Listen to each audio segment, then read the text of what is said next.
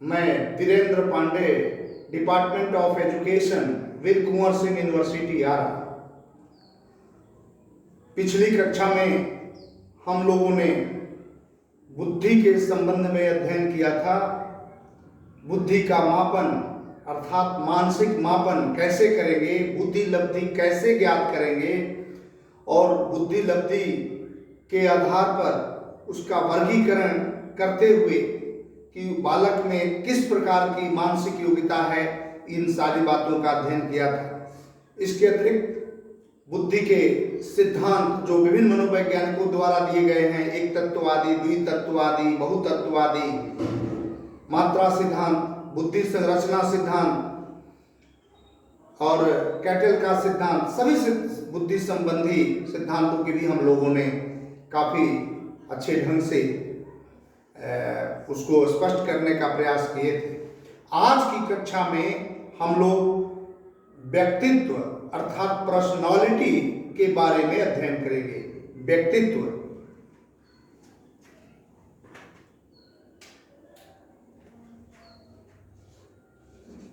व्यक्तित्व, पर्सनालिटी।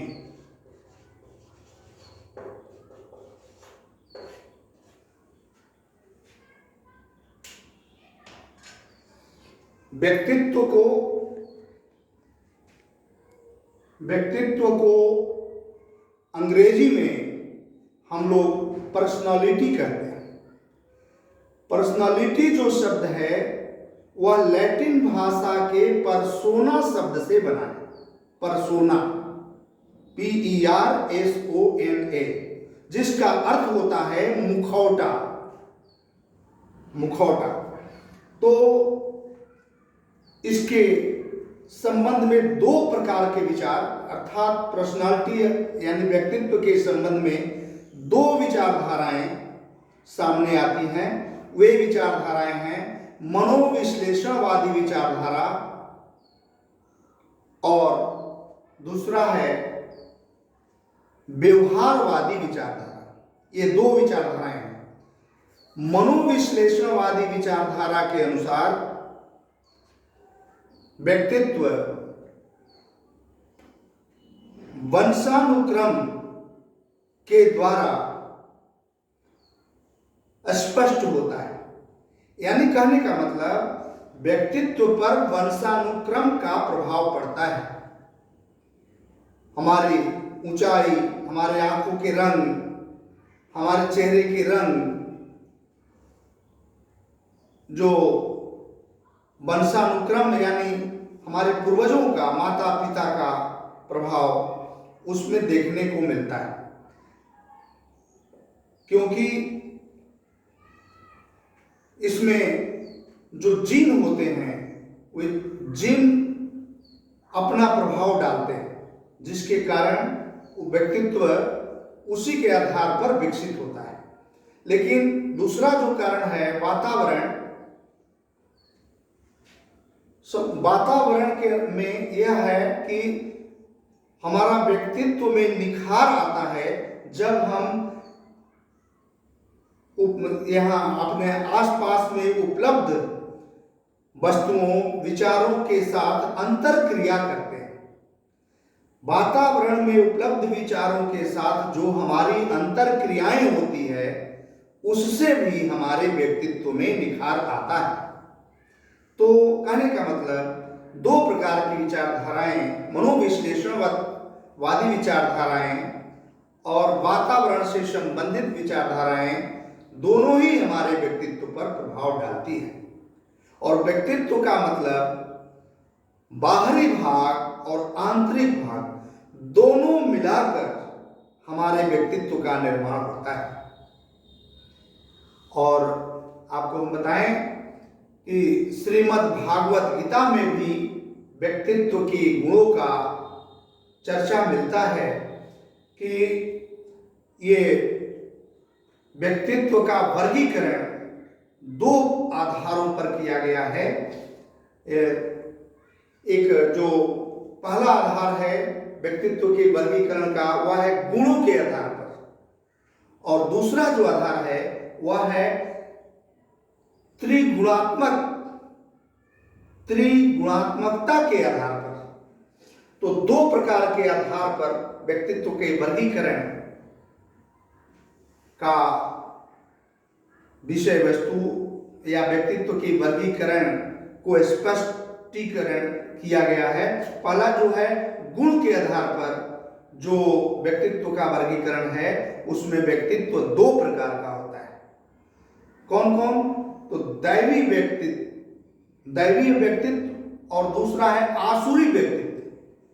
दैवी व्यक्तित्व माने देवत्व जिसमें हो, आसुरी व्यक्तित्व माने राक्षसत्व जिसमें।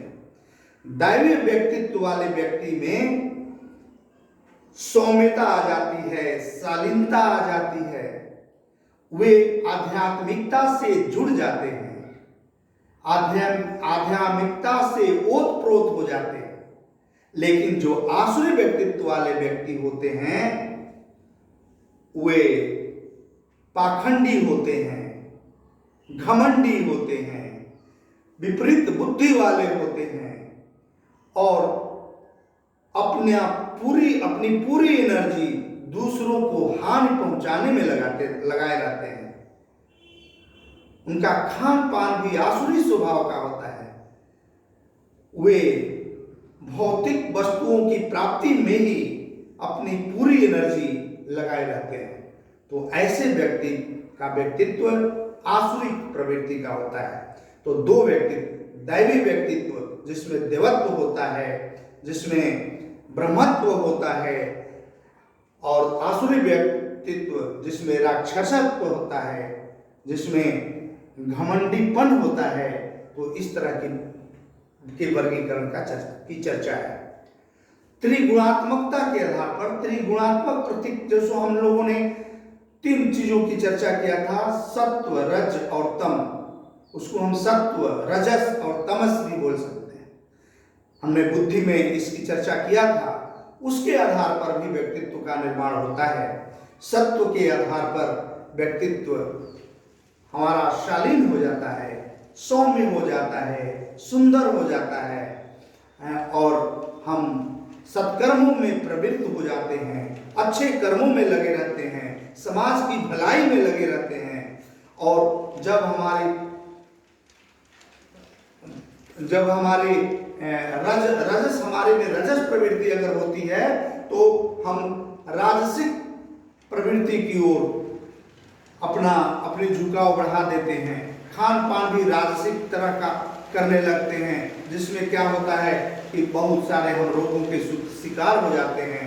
हम उसी में अपने को लीन कर लेते हैं और इससे हमारी बुद्धि भी चंचल स्वभाव की होती है, स्थिरता नहीं आती। हम कहने का मतलब हम मध्य कोट के रूप में ही लगे रहते हैं। और अगर हमारी तीसरे आधार पर व्यक्तित्व का निर्माण होता है, तमस के आधार पर व्यक्तित्व का निर्माण होता है, तो हमें आलसपन हो जाता है, हमें घमंडीपन हो जाता है, हमें पाखंडीपन हो जाता है।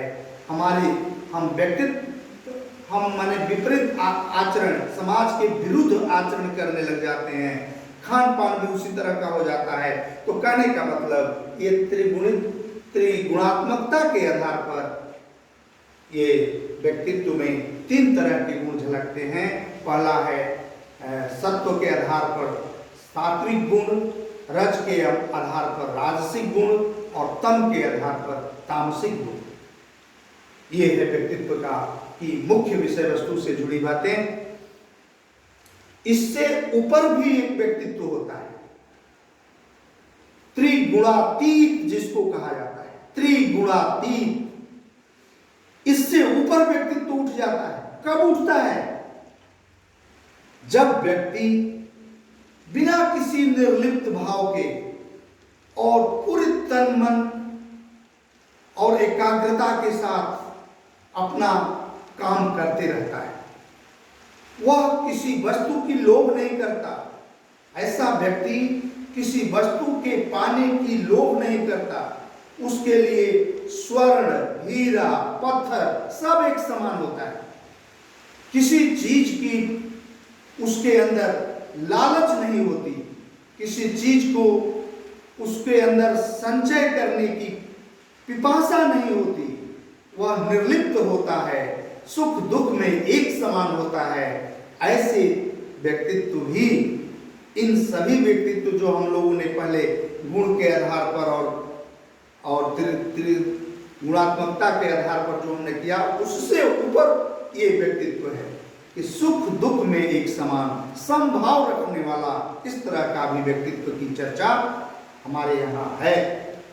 तो व्यक्तित्व, और हम बताएं आपको कि हमारे वेदों में, हमारे उपनिषदों में भी जो पहले व्यवस्थाएं बनाई गई थी, जैसे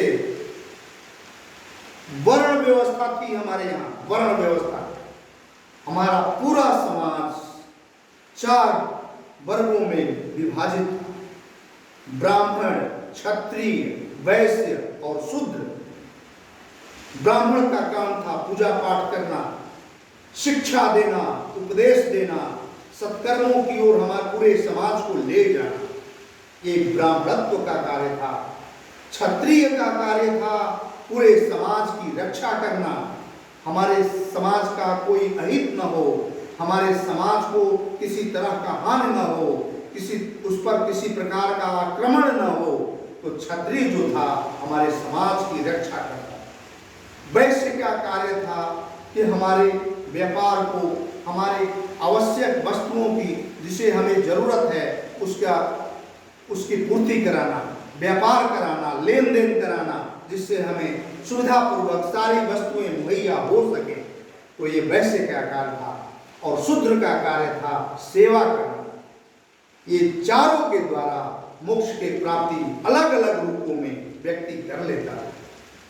तो आवश्यकता के अनुरूप हमारा समाज ये 4 वर्गों में विभाजित था, और चारों वर्गों के अपने अपने कार्यों के आधार पर उनके व्यक्तित्व का निखार होता था और उनके व्यक्तित्व का वर्गीकरण मिलता था। तो वर्ण व्यवस्था के आधार पर कोश, हमारे यहाँ वेदों उपनिषदों में कोशों का भी वर्णन है। 5 कोश हैं, अन्नमय कोश, प्राणमय कोश, मनोमय कोश, विज्ञानमय कोश और आनंदमय कोश। सब के सब ये क्रमानुसार बने हुए हैं। अन्नमय कोश सबसे निचला स्तर का कोश है, शारीरिक आवश्यकताओं की पूर्ति करना, यह निचला कोश है अन्नमय कोश। फिर प्राणमय कोश उससे ऊपर का कोश है, फिर मनोमय कोश उससे ऊपर, फिर विज्ञानमय कोश उससे ऊपर, और सबसे अंतिम आनंदमय कोश। आनंदमय कोश यानी एक मनुष्य ही ऐसा प्राणी है, जब वह आनंद में होता है तो ठहाका मार कर हंसता है। और भी जीव जंतु कितने भी आनंद में हो, ठहाका मार कर हंसते हुए हमने नहीं देखा, लेकिन मनुष्य एक ऐसा प्राणी है, जब वो आनंद विभोर हो जाता है तो ठहाका मार कर हंसता है, आनंद में निर्लिप्त हो जाता है। एक बात मैं और यहाँ जोड़ना चाहता हूँ कि लोग कहते हैं कि ईश्वर हमें दुख देता है, ईश्वर हमें दुख देता है, लेकिन यह बात जान लीजिए कि ईश्वर का नाम है परमानंद। परमानंद नाम है, यानी ईश्वर हमेशा आनंद में रहता है। ईश्वर के पास दुख है ही नहीं। अब सोच लीजिए, जिसके पास जो चीज नहीं हो और उससे वो चीज मांगा जाए तो वो चीज कहां से दे सकते हैं। अगर हमारे पास 100 रुपए नहीं है, अगर कोई मांगा है 100 रुपए दे दीजिए, तो मैं उसको कहां से दे सकता हूं? नहीं दे सकता। तो ईश्वर के पास दुख नहीं है और कहते हैं लोग ईश्वर दुख दे दिया। नहीं, जो भी दुख या सुख हमें प्राप्त होता है वह हमारे अपने कर्मों का फल होता है, अपने कर्मों। ईश्वर तो परमानंद है, वह आनंद में रहता है, वह हमको आनंद दे सकता है, वह दुख नहीं दे सकता। जो भी दुख हमें मिलता है वह हमारे पूर्व जन्मों के या वर्तमान जन्म के ही कर्मों का फल है। पूर्व जन्म में अगर हमने कोई बहुत सारे गलत कार्य किए होंगे जिसका फल हम लोगों ने नहीं भोगा होगा, उस फल को हम जब इस जीवन में भोगते हैं तो कहते हैं हमने कुछ किया नहीं, ईश्वर हमें दुख दे रहा है। ऐसा नहीं है। वो जो कर्म भोगना बच गया था वो कर्म तो भोगना ही पड़ेगा। तो उसी कर्म को जब हम भोगते हैं और दोष देते हैं ईश्वर को, या ऐसा यह ठीक नहीं है, क्योंकि ईश्वर के पास दुख नहीं, ईश्वर के पास सुख ही सुख है, आनंद ही आनंद है, बशर्ते हम अपने कर्मों को उस तरह से करें, सही ढंग से करें, सच्चाई पूर्वक करें, हम बेईमानी छोड़ दें, हम दूसरों को कष्ट देना छोड़ दें, दूसरों को सताना छोड़ दें, दूसरों की संपत्ति को हड़पना छोड़ दें, हम अपने कर्मों पर सही रूप से चलें तो हमें शायद दुख की प्राप्ति नहीं होगी। ईश्वर हमेशा सबकी रक्षा करता है। खैर, जो भी बातें हैं तो हमने बताया आपको, कोष के आधार पर 5 प्रकार के कोषों की चर्चा है।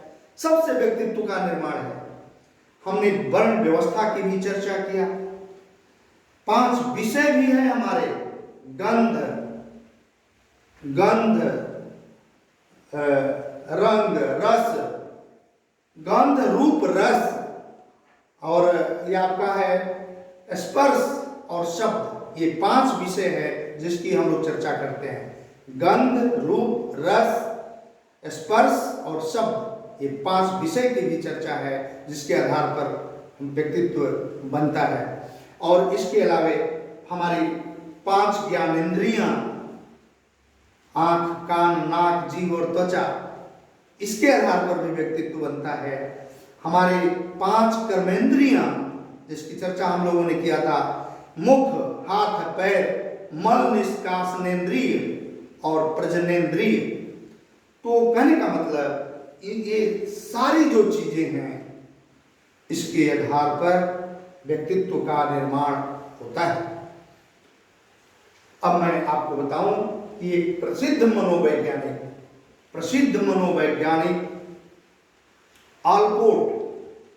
आलपोर्ट ने सन 1937 ईस्वी में मनोविज्ञान के क्षेत्र में बड़े बड़े ग्रंथों का विस्तार पूर्वक अध्ययन किया। बड़े बड़े पुस्तकालयों में मनोविज्ञान संबंधित विभिन्न पुस्तकों को एकत्रित किया और उनसे वो व्यक्तित्व की परिभाषा को इकट्ठा करते गया। बहुत सारे विद्वानों द्वारा व्यक्तित्व की परिभाषाएं जो दी गई हैं उसे वह एकत्रित किया, लेकिन उन परिभाषाओं को यहाँ वर्णन करना न तो इतना सरल है न उसकी कोई आवश्यकता है। लेकिन हम इतना जरूर कहेंगे कि आलपोर्ट द्वारा संग्रहित की गई व्यक्तित्व की समस्त परिभाषाओं को अगर हम विस्तार पूर्वक गहन अध्ययन करते हैं तो उसमें से दो प्रकार उभर कर सामने आते हैं। मनोसामाजिक आवश्यकताएं, 2 प्रकार की आवश्यकताएं हैं। पहली आवश्यकता मनोसामाजिक आवश्यकताएं और दूसरा है मनोभौतिक आवश्यकताएं। इसका मतलब क्या है? तो सामाजिक आवश्यकताएं ये हैं जिसके आधार पर किसी व्यक्ति को समाज के द्वारा यह उपलब्धि प्राप्त होता है कि अमुक व्यक्ति कैसा है, यानी समाज के लोग उस व्यक्ति का मूल्यांकन करते हैं। इस प्रकार की दी गई परिभाषा को मनोसामाजिक परिभाषाएं, जो मनोसामाजिक आवश्यकता के आधार पर दी गई, और मनोभौतिक के आधार पर यानी व्यक्ति के अंदर कौन कौन से गुण विद्यमान है, कैसा उसका आचरण है, इसके आधार पर उसके व्यक्तित्व की संकल्पना तैयार होती है। तो कहने का मतलब व्यक्तित्व को 2 रूपों में परिभाषित किया गया, मनोसामाजिक और मनोभौतिक। मनोसामाजिक में समाज के लोग निर्णय करते हैं कि अमुक व्यक्ति कैसा है, और मनोभौतिक में व्यक्ति के गुण जो स्पष्ट दिखाई देते हैं, व्यक्ति की विशेषताएं जो स्पष्ट दिखाई देती है, उसके आधार पर उसके व्यक्तित्व की हम व्याख्या करते हैं। तो ये बहुत स्पष्ट है। फिर भी आलपोर्ट ने व्यक्तित्व की बहुत सरल परिभाषा दिया जानते हैं क्या दिया? ऑलपोर्ट के अनुसार व्यक्ति जो वास्तविक रूप में है वही उसका व्यक्तित्व है। किसने दिया परिभाषा? ऑलपोर्ट ने, मनोवैज्ञानिक है ऑलपोर्ट।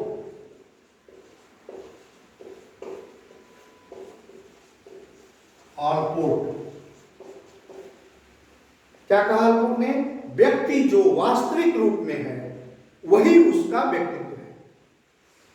गिलफोर्ड ने भी दिया, गिलफोर्ड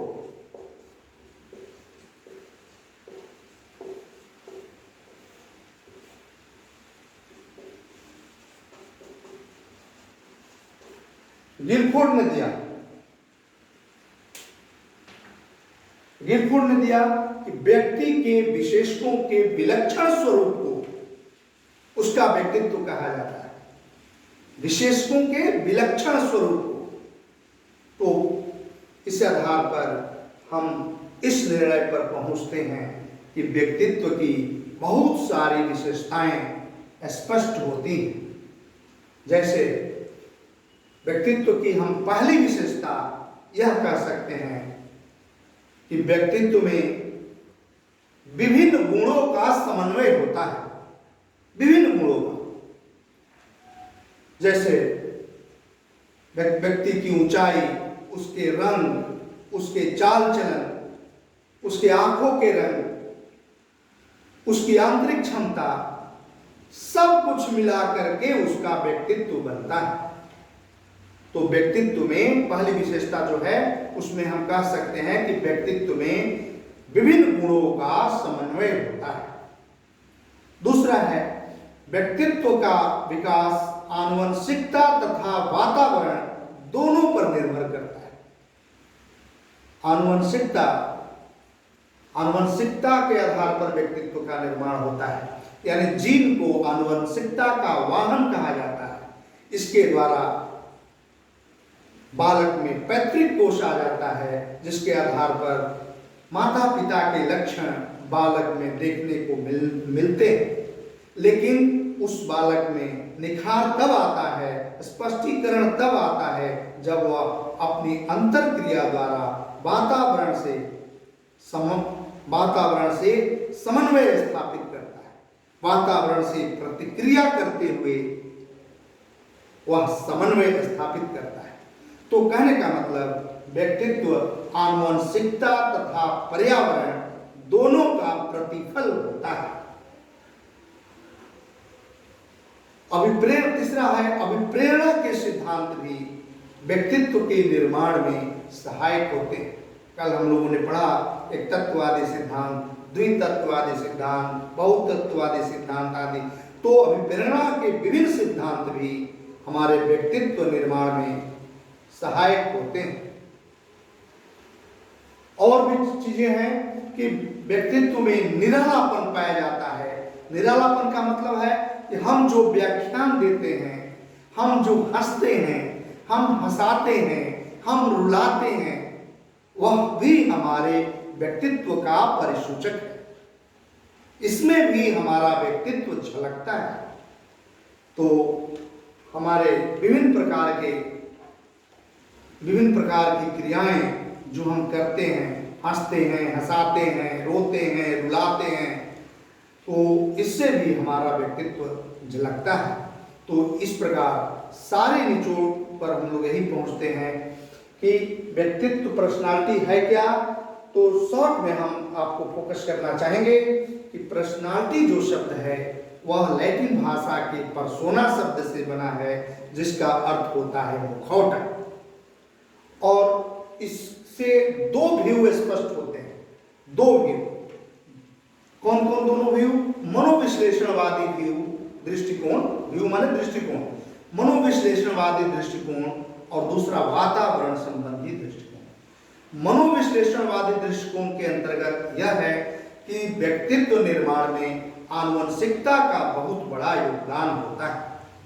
और वातावरण दृष्टिकोण में, वातावरण संबंधी दृष्टिकोण में यह बातें स्पष्ट होती है कि हमारे व्यक्तित्व निर्माण में वातावरण का भी प्रभाव पड़ता है और जिसके द्वारा हम अंतर्क्रिया करते हैं और हमारे व्यक्तित्व में निखार आता है।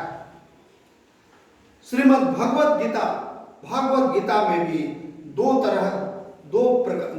तरह से व्यक्तित्व का वर्गीकरण किया गया है। पहला गुणों के आधार पर व्यक्तित्व दो तरह का होता है, दैवी व्यक्तित्व और आसुरी व्यक्तित्व, यानी राक्षस वाली व्यक्तित्व, देवता वाली और राक्षस वाली। और त्रिगुणात्मकता के आधार पर भी व्यक्तित्व तीन तरह के, सत्व गुणों से प्रभावित व्यक्तित्व जो सौम्य होता है, राजसिक गुणों से प्रभावित व्यक्तित्व जो चंचल होता है, और तामसिक गुणों से प्रभावित व्यक्तित्व जो विपरीत बुद्धि वाला होता है, जो समाज के अहित में अपना कार्य करता है।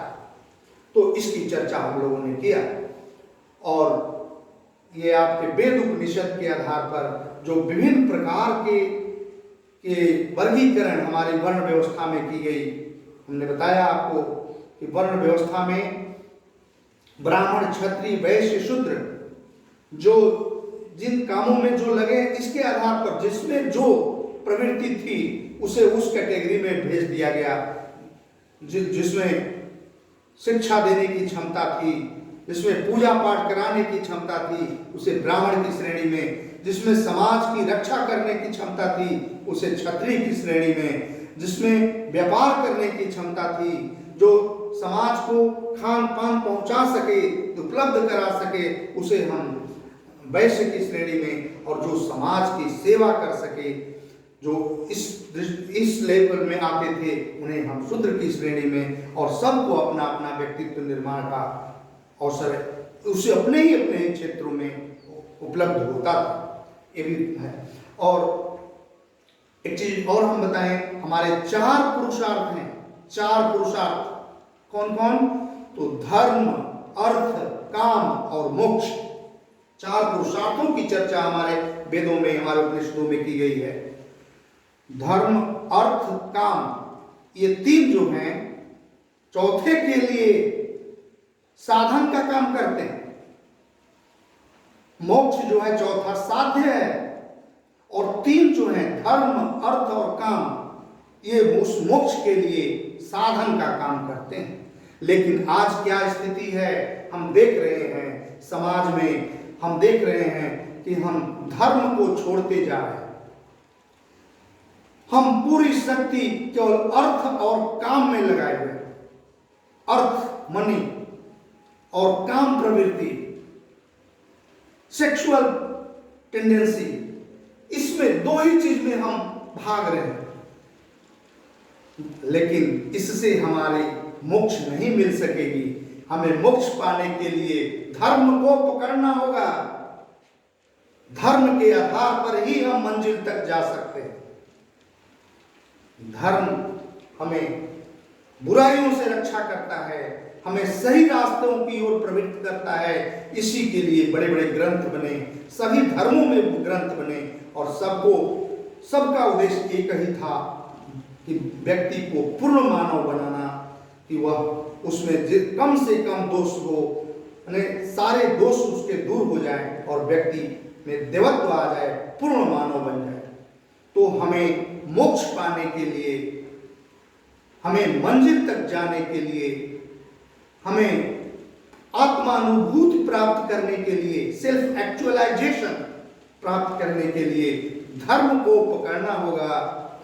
और धर्म हिंदू और मुस्लिम, सिख, ईसाई नहीं, हमारी नैतिकता क्या है, हमारे समाज के प्रति कर्तव्य क्या हैं, हमें माता पिता के प्रति कर्तव्य क्या हैं, हमें अपने बच्चों के प्रति कर्तव्य क्या है, हमें अपने विद्यार्थियों के प्रति कर्तव्य क्या है, इस सब के प्रति अपने कर्तव्य हैं। उस कर्तव्य को निर्लिप्त भाव से निभाना, यही धर्म है।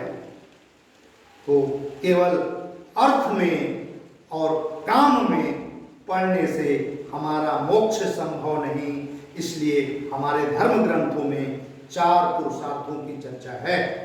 याद भी हो गया होगा कौन कौन 4 पुरुषार्थ? धर्म, अर्थ, काम और मोक्ष।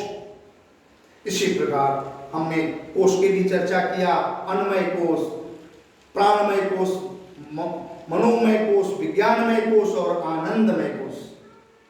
आनंद में रहना, देवत्व स्थापित हो जाना, ये आनंदमय कोष और ठहाके मारकर हंसने वाला एक मनुष्य ही जीव है जिसकी हमने चर्चा किया। 5 हमने ये भी बताया कि जो 5 जो विषय हैं, रूप बताया ना, गंध, रूप, रस और ये आपका स्पर्श और शब्द, ये 5 विषय है जिसके द्वारा भी व्यक्तित्व का निर्माण होता है। 5 ज्ञानेंद्रियां भी हमारे व्यक्तित्व के निर्माण में सहायक होती हैं। 5 कर्मेंद्रियां भी हमारे व्यक्तित्व के निर्माण में सहायक होती हैं। इन सारी चीजों को हम लोगों ने अच्छी तरह से चर्चाएं की और हमने ये भी बताया कि एक प्रसिद्ध विद्वान है आल्पोर्ट, जैसे जो हमने ऊपर लिखा है आल्पोर्ट, उन्होंने क्या किया कि व्यक्तित्व संबंधी परिभाषाएं जो विभिन्न विद्वानों द्वारा दी गई, उसके लिए उन्होंने बड़े बड़े पुस्तकालयों में मनोवैज्ञानिक साहित्य का जाकर सर्वेक्षण किया और मनोवैज्ञानिक साहित्य से विभिन्न विद्वानों द्वारा व्यक्तित्व की दी गई परिभाषाओं को एकत्रित किया, जिससे पूरे एकत्रित करने के बाद अध्ययन किया और अध्ययन के उपरांत पूरी परिभाषाओं को मात्र 2 भागों में बांटकर यह स्पष्ट किया कि ये जो व्यक्तित्व है इसमें 2 प्रकार, मनोसामाजिक आवश्यकताएं के आधार पर व्यक्तित्व का निर्माण और मनोभौतिक आवश्यकताओं के आधार पर व्यक्तित्व का निर्माण होता है। मनोसामाजिक यानी व्यक्ति में मनोसामाजिक विशेषताएं और मनोभौतिक विशेषताएं होती हैं।